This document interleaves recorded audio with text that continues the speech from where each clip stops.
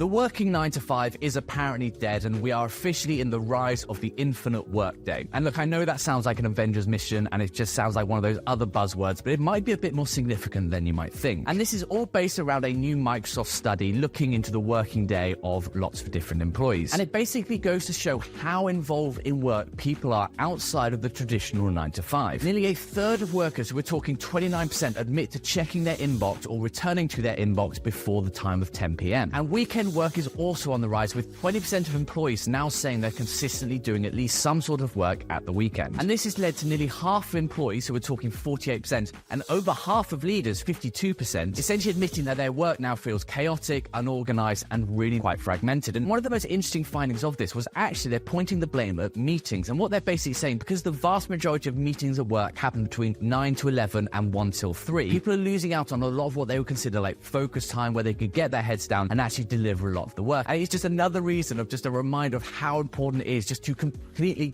cull your business of pointless meetings that can be done with an email or a quick message, or even just shorten them significantly, right? Because you get in, you go, right, I've got 2 hours of meetings, but I've still not actually started my work in a lot of ways. And I think that's why a lot of people feel like they have to check back in and keep focusing and work at the weekends and out of hours and things like that. And I really do think if I was to give any management, leadership advice or entrepreneurial advice, have a look at the amount of time people are spending in meetings and just be really strict as to whether A, they need to happen at all, and B, as many people need to be in them as they are. Because I think it's such an easy productivity win.